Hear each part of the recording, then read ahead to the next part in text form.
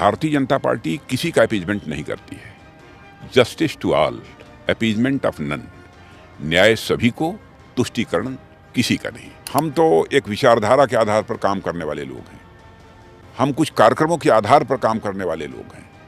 एक निश्चित उद्देश्य को लेकर हम लोग काम कर रहे हैं कि भारत को हमको विकसित भारत बनाना है। यदि 400 पार टारगेट निर्धारित किया है तो हम पूरी तरह से आश्वस्त हैं कि 400 पार के टारगेट को हम प्राप्त करेंगे। डीएमके और राहुल गांधी कहते हैं कि बीजेपी को तो घुसने नहीं देंगे तमिलनाडु में।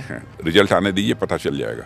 प्रतिपक्ष तो वही कह रहा है कि सारी जो संस्थाएं हैं उनको आपने अब तक तो वो निराधार बन गए हैं। ये बोलकर हिम्मत कर लें कि अदालत को भी कब्जे में ले लिया है भारतीय जनता पार्टी ने। ऐसा संभव है क्या? हम लोग ये निर्देश देते हैं कि फला को गिरफ्तार करके जेल डाल दो? वही तो कह रहे हैं सब। ये बेबुनियाद निराधार आरोप है। क्या हमारी जमीन का कोई हिस्सा गया है चीन को? ऐसा मैं नहीं मानता। इतना मैं विश्वास देशवासियों को दिलाना चाहता हूं कि मोदी जी की नेतृत्व की गवर्नमेंट के रहते हुए 1 इंच जमीन पर भी कोई कब्जा नहीं कर सकता और 1 इंच भी जमीन अपनी जाने नहीं देंगे। पीओके हमारा था, है और पीओके हमारा रहेगा। मैं पाकिस्तान से यही अपेक्षा करता हूं कि आतंकवाद का सहारा लेकर यदि वह भारत को डिस्टेबलाइज करने की, अस्थिर करने की कोशिश करेंगे तो इसका खामियाजा भुगतना पड़ेगा।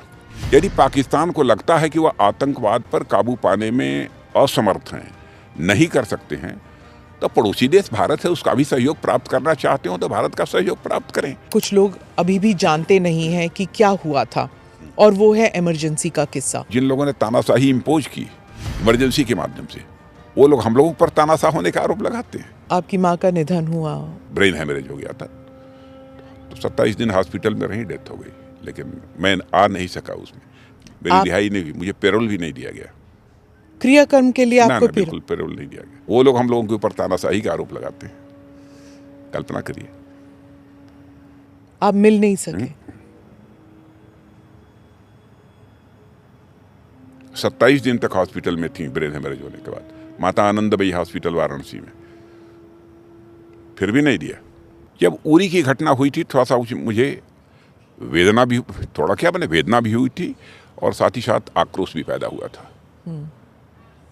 पुलवामा की घटना के बाद भी आक्रोश पैदा हुआ था, और जिन जवानों ने शहादत दी थी हमारे, स्वाभाविक है कि उनके प्रति एक जिस प्रकार का भाव होना चाहिए किसी भी संवेदनशील प्राणी के अंदर, उस प्रकार का भाव भी मेरे अंदर था। नहीं तो और किसी बात को लेकर मुझे कभी कोई तकलीफ नहीं हुई है। विपक्ष जिस प्रकार की भूमिका निभाता रहा है, मैं जिस प्रकार की अपीजमेंट पॉलिसी करता रहा है, जो कि मैं मानता हूं कि वह राष्ट्रहित में नहीं है, उसको देखकर कभी कभी मन को लगता है कि इतनी पुरानी पॉलिटिकल पार्टी ये कहां देश को ले जाना चाहते हैं। हमारा यह कहना है कि अपीजमेंट की पॉलिसी नहीं की जानी चाहिए,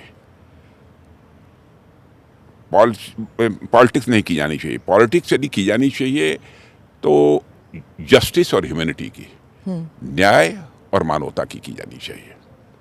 कास्ट, क्रीड और रिलीजन के बेसिस पर पॉलिटिक्स नहीं होनी चाहिए। आपने पुलवामा का जिक्र किया, गलवान भी आपके व्हेन यू वर मिनिस्टर तब भी हुआ था। जब गलवान का किस्सा हुआ, जब आप कहाँ थे उस वक्त जब आपको ये बताया गया कि क्या हुआ है, और उस वक्त आपके मन में क्या सेंटिमेंट था? मेरे मन में आक्रोश पैदा हुआ था। उस समय मैं दिल्ली में ही था, तुरंत मैं गया था, और उस समय उनके जो शव थे मैंने अपने कंधों पर उठाया था गृह मंत्री रहते हुए। अब उस समय की वेदना को मैं शब्दों में यहां व्यक्त नहीं कर सकता हूं। आप परिवार वालों से भी मिले थे उस वक्त? हाँ, परिवार वालों से यहाँ भी आए थे लोग, यहाँ भी मिले थे जी। वहाँ तो परिवार वाले नहीं थे बहुत, यहाँ पे हाँ गिने गिने लोग थे, लेकिन यहाँ पर मिले थे परिवार वालों से। और उस वक्त मंत्री के तौर पर आप उस वक्त कैसे रिएक्ट करते हैं कि कुछ करना चाहिए, इमीडिएटली प्रतिक्रिया होनी चाहिए, या फिर सोच समझकर जब समय सही हो तभी एक्शन लेना चाहिए? कैसे होता है वो? जो होना चाहिए था उस समय हुआ, आप अच्छी तरह जानते हैं। जो होना चाहिए था वो हुआ।